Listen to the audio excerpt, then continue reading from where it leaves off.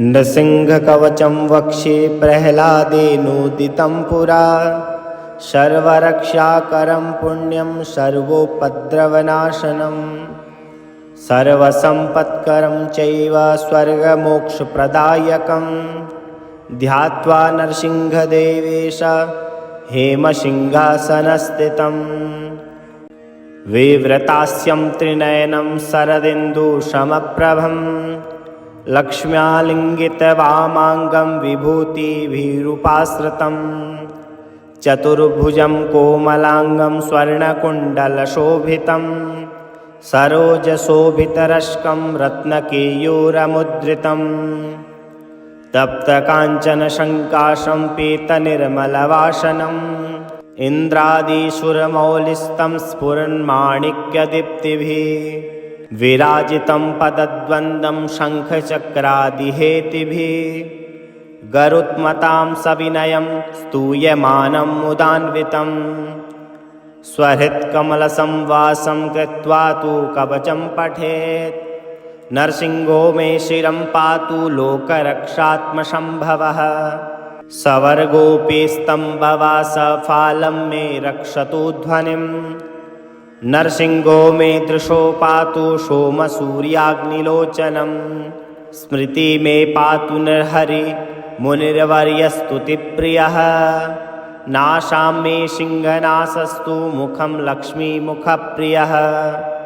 सर्वविद्याधिपः पातु नरसिंहो रसनां मम। वक्रं पातबिन्दुवदनः सदा प्रह्लादवन्दितः। नरसिंहो पातु मे कण्ठं स्कन्धो भूभरणान्कृता। दिव्यस्त्रशोभितो भुजो नरसिंहो पातु मे भुजौ। करो मे देववरदो नरसिंहः पातु सर्वतः। हृदयं योगिसाध्यश्च निवासं पातु मे हरिः। मध्यं पातु हिरण्याक्ष वक्षकुक्षिविदारणः। नाभिं मे पातु नरहरि स्वनाभि ब्रह्मसंस्तुतः। ब्रह्माण्डकोट्यकट्यां यस्यासौ पातु मे कटिं। गुह्यं मे पातु गुह्यानां मन्त्राणां गुह्यरूपधृक्। उरुमनोभव पातु जानुनी नररूपधृक्। जङ्घे पातु धराभार हर्ता योऽसौ निकेशरी। सुरराज्यप्रदः पातु पादौ मे नरहरीश्वरः। सहस्रशीर्षा पुरुषा पातु मे सर्वसंस्नुमा। बहुग्रह पूर्वतः पातु महावीराग्रजोग्रतः। ब्रह्मा विष्णुर्दक्षिणे तु महाज्वालस्तु नैऋतौ। पश्चिमे पातु सर्वेषु दिशि मे सर्वतोमुखा। नरसिंहः पातु वायव्यां सौम्यां भूषणविग्रहः। ईशान्यां पातु भद्रो मे सर्वमङ्गलदायकः। संसारभयदः पातु मृत्युर्मृत्युर्नकेसरी। इदं नरसिंहकवचं प्रह्लादमुखमण्डितं। भक्तिमान्यः पठेन्नित्यं सर्वपापैः प्रमुच्यते। पुत्रवान् धनवान् लोके दीर्घायुरुपजायते। यं यं कामयते कामं तं तं प्राप्नोत्यसंशयम्। सर्वत्र जयमाप्नोति सर्वत्र विजयी भवेत्। भूम्यन्तरिक्षदिव्यानां ग्रहाणां विनिवारणं। वृश्चिकोरङ्गसम्भूता विशापहरणं परम्। ब्रह्मराक्षसयक्षाणां दूरोत्सारणकारणम्। भूर्जे वा तालपत्रे वा कवचं लिखितं शुभं। करमूले धृतं येन सिद्धेषु कर्मसिद्धयः। देवासुरमनुष्येषु स्वं स्वं मे जयतं लभेत्। एकसन्ध्यं त्रिसन्ध्यं वा यः पठेत् नियतो नरः। सर्वमङ्गलमाङ्गल्यं भुक्तिमुक्ति च विन्दते। द्वात्रिंशत्सहस्राणि पठेत् शुद्धात्मना नृणाम्। कवचस्यास्य मन्त्रस्य मन्त्रसिद्धिः प्रजायते। अनेन मन्त्रराजेन कृत्वा भस्माभिमन्त्रणम्। तिलकं विन्यसेद्यस्तु तस्य ग्रहभयं हरेत्। त्रिवारं जपमानस्तु दत्तं वार्यभिमन्त्र्य च प्रासिद्यो नरो मन्त्रं नरसिंहध्यानमाचरेत् तस्य रोगा प्रवश्यन्ति ये च स्युः कुक्षिसम्भवा किं मन्त्रस्य बहुनोक्तेन नरसिंहः सदृशो भवेत् मनसा चिन्तितं यस्तु सतच्चाप्रोत्य संशयम् गर्जन्तं गर्जयन्तं निजभुजपटलं स्फोटयन्तं हठन्तं रूप्यन्तं तापयन्तं दिवि भुवि क्षितिजाच्छेपयन्तीं क्षिपन्तं क्रन्दन्तं रोषयन्तं दिशि दिशि सन्ततं संहरन्तं भरन्तं वीक्ष्यन्तं धूर्णयन्तं सरनिकरसरतैर्दिव्यसिंहं नमामि।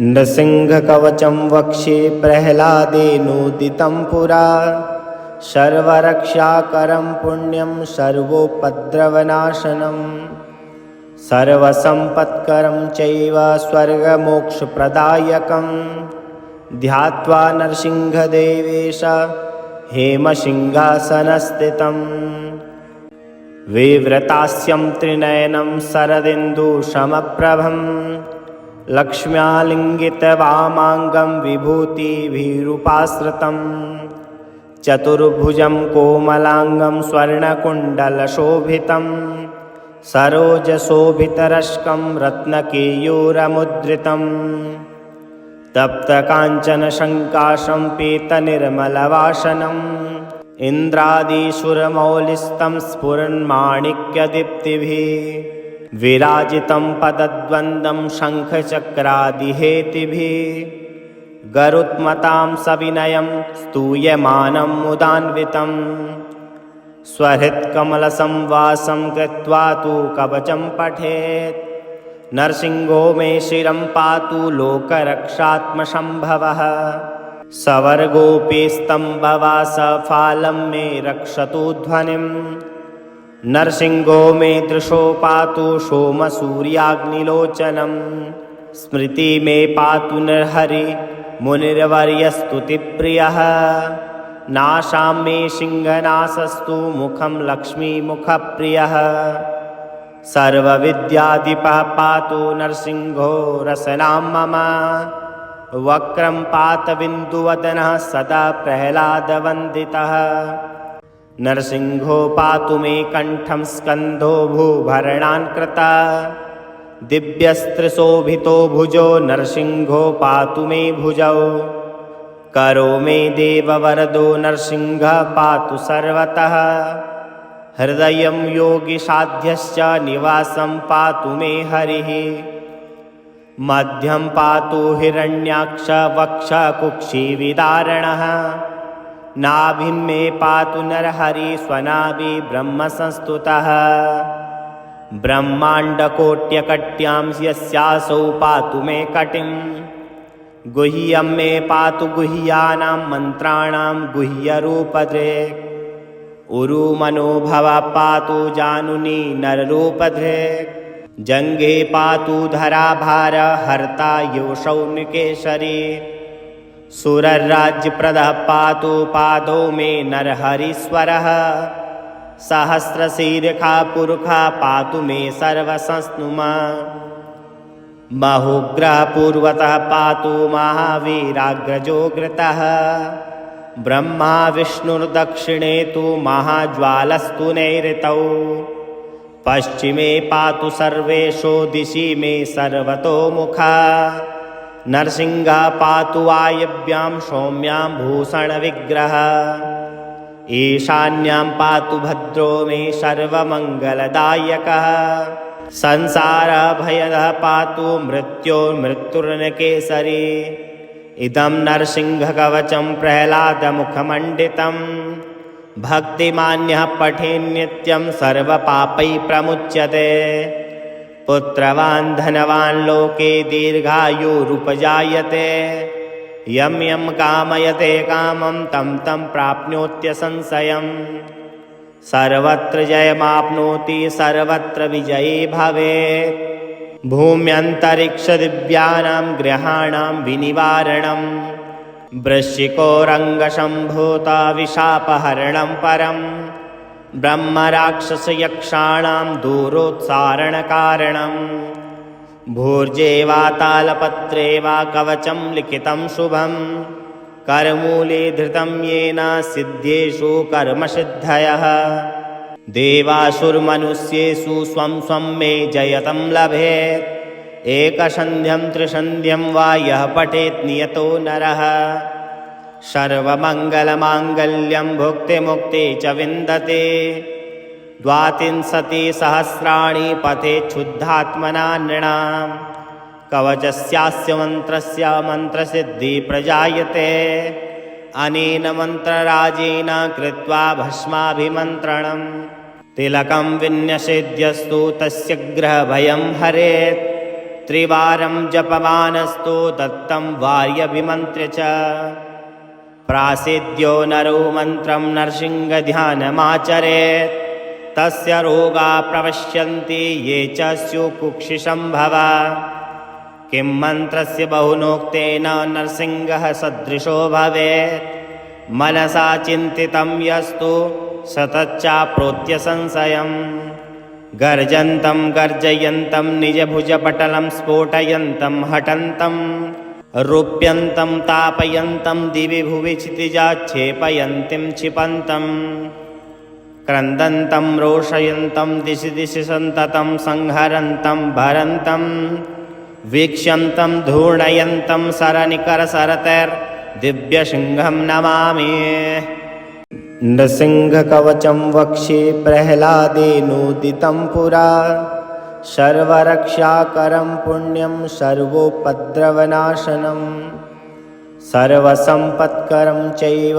स्वर्गमोक्षप्रदायकं ध्यात्वा नरसिंहदेवेश हेमसिंहासनस्थितम् विव्रतास्यं त्रिनयनं शरदिन्दुसमप्रभं लक्ष्म्यालिङ्गितवामाङ्गं विभूतिभिरुपाश्रितं चतुर्भुजं कोमलाङ्गं स्वर्णकुण्डलशोभितं सरोजशोभितरश्कं रत्नकेयूरमुद्रितं तप्तकाञ्चनशङ्काशं पीतनिर्मलवासनम् इन्द्रादिसुरमौलिस्तं स्फुरन्माणिक्यदीप्तिभिः विराजितं पदद्वन्द्वं शङ्खचक्रादिहेतिभिः गरुत्मतां सविनयं स्तूयमानं मुदान्वितं स्वहृत्कमलसंवासं कृत्वा तु कवचं पठेत् नरसिंहो मे शिरं पातु लोकरक्षात्मसम्भवः सवर्गोऽपि स्तम्भवासफालं मे रक्षतु ध्वनिं नरसिंहो मे दृशो पातु सोमसूर्याग्निलोचनं स्मृति मे पातु नरहरि मुनिर्वर्यस्तुतिप्रियः नाशां मे सिंहनाशस्तु मुखं लक्ष्मीमुखप्रियः सर्वविद्याधिपः पातु नरसिंहो रसनां मम वक्रं पातबिन्दुवदनः सदा प्रह्लादवन्दितः नरसिंहो पातु मे कण्ठं स्कन्धो भूभरणान्कृता दिव्यस्त्रशोभितो भुजो नरसिंहो पातु मे भुजौ करो मे देववरदो नरसिंहः पातु सर्वतः हृदयं योगिसाध्यश्च निवासं पातु मे हरिः मध्यं पातु हिरण्याक्ष वक्ष कुक्षिविदारणः नाभिं मे पातु नरहरि स्वनाभि ब्रह्मसंस्तुतः ब्रह्माण्डकोट्यकट्यां यस्यासौ पातु मे कटिं गुह्यं मे पातु गुह्यानां मन्त्राणां गुह्यरूपधृक् उरुमनोभव पातु जानुनी नररूपधृक् जङ्घे पातु धराभार हर्ता योऽसौ निकेशरी सुरराज्यप्रदः पातु पादौ मे नरहरीश्वरः सहस्रशीर्षा पुरुषा पातु मे सर्वसंस्नुमा बहुग्रह पूर्वतः पातु महावीराग्रजोग्रतः ब्रह्मा विष्णुर्दक्षिणे तु महाज्वालस्तु नैऋतौ पश्चिमे पातु सर्वेषु दिशि मे सर्वतोमुखा नरसिंहः पातु वायव्यां सौम्यां भूषणविग्रहः ईशान्यां पातु भद्रो मे सर्वमङ्गलदायकः संसारभयदः पातु मृत्युर्मृत्युर्नकेसरी इदं नरसिंहकवचं प्रह्लादमुखमण्डितं भक्तिमान्यः पठेन्नित्यं सर्वपापैः प्रमुच्यते पुत्रवान् धनवान् लोके दीर्घायुरुपजायते यं यं कामयते कामं तं तं प्राप्नोत्यसंशयम् सर्वत्र जयमाप्नोति सर्वत्र विजयी भवेत् भूम्यन्तरिक्षदिव्यानां ग्रहाणां विनिवारणं वृश्चिकोरङ्गसम्भूता विशापहरणं परं ब्रह्मराक्षसयक्षाणां दूरोत्सारणकारणं भूर्जे वा तालपत्रे वा कवचं लिखितं शुभं करमूले धृतं येन सिद्धेषु कर्मसिद्धयः देवासुरमनुष्येषु स्वं स्वं मे जयतं लभेत् एकसन्ध्यं त्रिसन्ध्यं वा यः पठेत् नियतो नरः सर्वमङ्गलमाङ्गल्यं भुक्तिमुक्ति च विन्दते द्वात्रिंशत्सहस्राणि पठेत् शुद्धात्मना नृणाम् कवचस्यास्य मन्त्रस्य मन्त्रसिद्धिः प्रजायते अनेन मन्त्रराजेन कृत्वा भस्माभिमन्त्रणं तिलकं विन्यसेद्यस्तु तस्य ग्रहभयं हरेत् त्रिवारं जपमानस्तु दत्तं वार्यभिमन्त्र्य च प्रासिद्ध्यो नरो मन्त्रं नरसिंहध्यानमाचरेत् तस्य रोगाः प्रवश्यन्ति ये च स्युः कुक्षिसम्भवा किं मन्त्रस्य बहुनोक्तेन नरसिंहः सदृशो भवेत् मनसा चिन्तितं यस्तु सतच्चाप्नोत्य संशयम् गर्जन्तं गर्जयन्तं निजभुजपटलं स्फोटयन्तं हठन्तं रूप्यन्तं तापयन्तं दिवि भुवि क्षितिजाच्छेपयन्तीं क्षिपन्तं क्रन्दन्तं रोषयन्तं दिशि दिशि सन्ततं संहरन्तं भरन्तं वीक्ष्यन्तं धूर्णयन्तं सरनिकरसरतैर्दिव्यसिंहं नमामि नृसिंहकवचं वक्ष्ये प्रह्लादेनोदितं पुरा सर्वरक्षाकरं पुण्यं सर्वोपद्रवनाशनं सर्वसम्पत्करं चैव स्वर्गमोक्षप्रदायकं ध्यात्वा नरसिंहदेवेश हेमसिंहासनस्थितं विव्रतास्यं त्रिनयनं शरदिन्दुसमप्रभं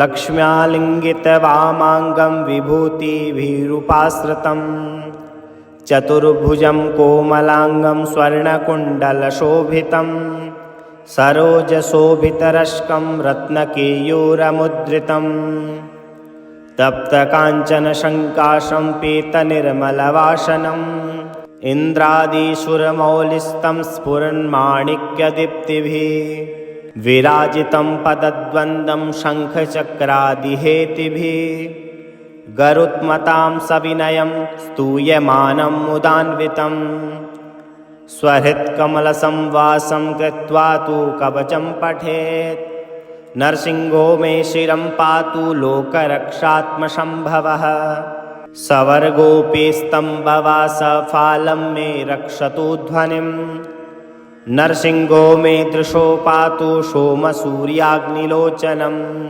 स्मृति मे पातु नरहरि मुनिर्वर्यस्तुतिप्रियः नाशां मे सिंहनाशस्तु मुखं लक्ष्मीमुखप्रियः सर्वविद्याधिपः पातु नरसिंहो रसनां मम वक्रं पातबिन्दुवदनः सदा प्रह्लादवन्दितः नरसिंहो पातु मे कण्ठं स्कन्धो भूभरणान्कृता दिव्यस्त्रशोभितो भुजो नरसिंहो पातु मे भुजौ करो मे देववरदो नरसिंहः पातु सर्वतः हृदयं योगिसाध्यश्च निवासं पातु मे हरिः मध्यं पातु हिरण्याक्ष वक्ष कुक्षिविदारणः नाभिं मे पातु नरहरि स्वनाभि ब्रह्मसंस्तुतः ब्रह्माण्डकोट्यकट्यां यस्यासौ पातु मे कटिं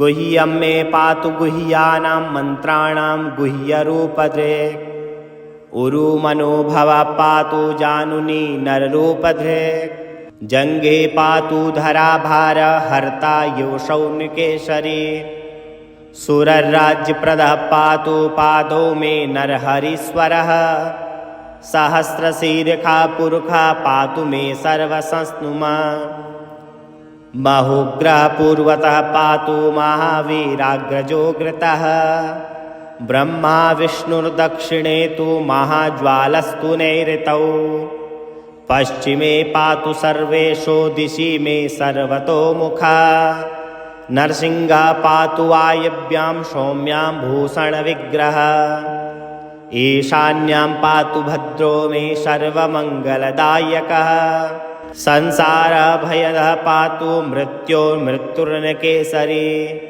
इदं नरसिंहकवचं प्रह्लादमुखमण्डितं भक्तिमान्यः पठेन् नित्यं सर्वपापैः प्रमुच्यते पुत्रवान् धनवान् लोके दीर्घायुरुपजायते यं यं कामयते कामं तं तं प्राप्नोत्य संशयम् सर्वत्र जयमाप्नोति सर्वत्र विजयी भवेत् भूम्यन्तरिक्षदिव्यानां ग्रहाणां विनिवारणं वृश्चिकोरङ्गसम्भूता विशापहरणं परं ब्रह्मराक्षसयक्षाणां दूरोत्सारणकारणं भूर्जे वा तालपत्रे वा कवचं लिखितं शुभं करमूले धृतं येन सिद्धेषु कर्मसिद्धयः देवासुरमनुष्येषु स्वं स्वं मे जयतं लभेत् एकसन्ध्यं त्रिसन्ध्यं वा यः पठेत् नियतो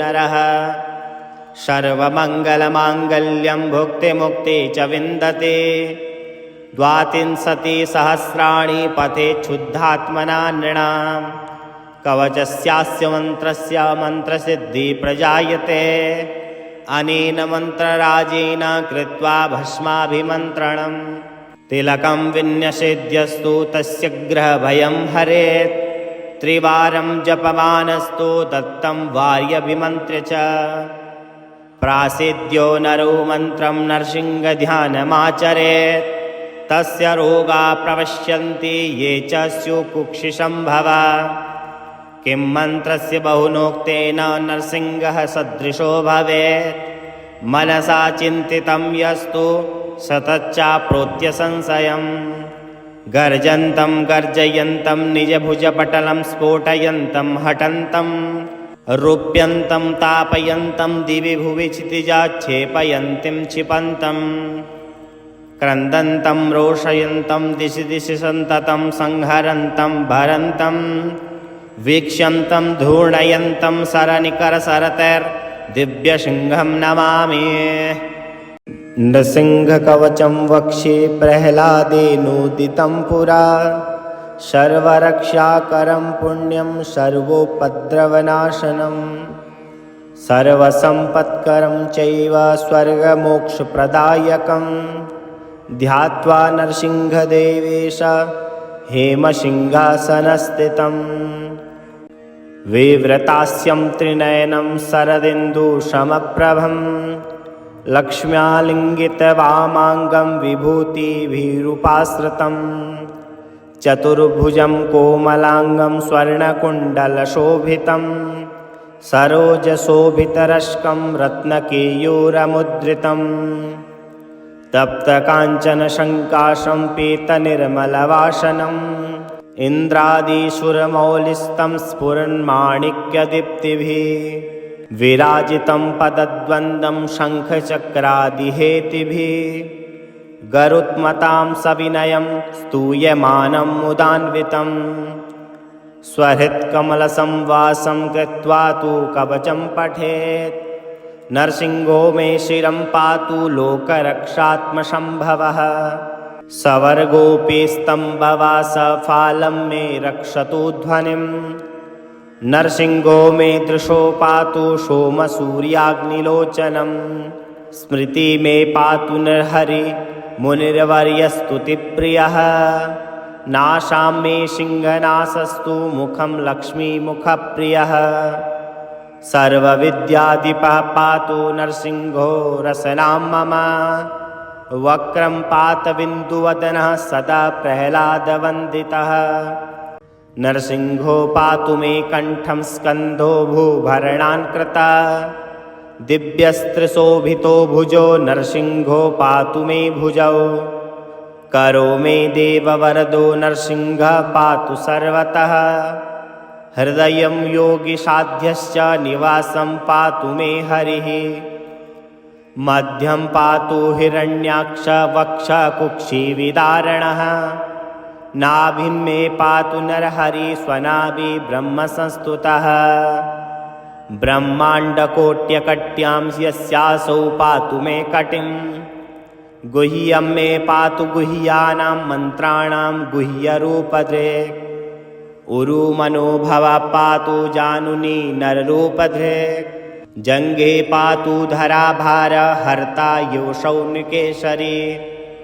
सुरराज्यप्रदः पातु पादौ मे नरहरीश्वरः सहस्रशीर्षा पुरुषः पातु मे सर्वसंस्नुमा बहुग्रह पूर्वतः पातु महावीराग्रजोग्रतः ब्रह्मा विष्णुर्दक्षिणे तु महाज्वालस्तु नैऋतौ पश्चिमे पातु सर्वेषु दिशि मे सर्वतोमुखा नरसिंहः पातु वायव्यां सौम्यां भूषणविग्रहः ईशान्यां पातु भद्रो मे सर्वमङ्गलदायकः संसारभयदः पातु मृत्युर्मृत्युर्नकेसरी इदं नरसिंहकवचं प्रह्लादमुखमण्डितं भक्तिमान्यः पठेन्नित्यं सर्वपापैः प्रमुच्यते पुत्रवान् धनवान् लोके दीर्घायुरुपजायते यं यं कामयते कामं तं तं प्राप्नोत्यसंशयम्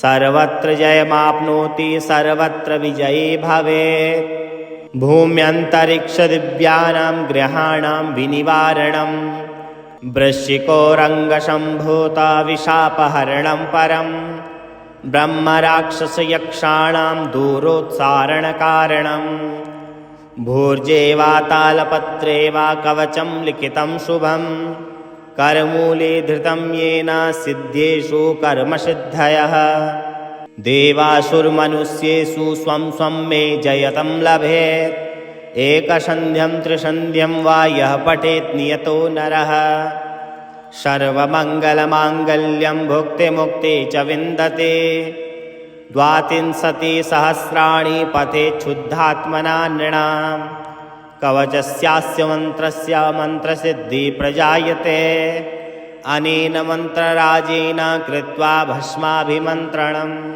तिलकं विन्यसेद्यस्तु तस्य ग्रहभयं हरेत् त्रिवारं जपमानस्तु दत्तं वार्यभिमन्त्र्य च प्रासेद्यो नरो मन्त्रं नरसिंहध्यानमाचरेत् तस्य रोगा प्रवश्यन्ति ये च स्युः कुक्षिसम्भवा किं मन्त्रस्य बहुनोक्तेन नरसिंहः सदृशो भवेत् मनसा चिन्तितं यस्तु सतच्चाप्नोत्य संशयम् गर्जन्तं गर्जयन्तं निजभुजपटलं स्फोटयन्तं हठन्तं रूप्यन्तं तापयन्तं दिवि भुवि क्षितिजाच्छेपयन्तीं क्षिपन्तं क्रन्दन्तं रोषयन्तं दिशि दिशि सन्ततं संहरन्तं भरन्तं वीक्ष्यन्तं धूर्णयन्तं सरनिकरसरतैर्दिव्यसिंहं नमामि।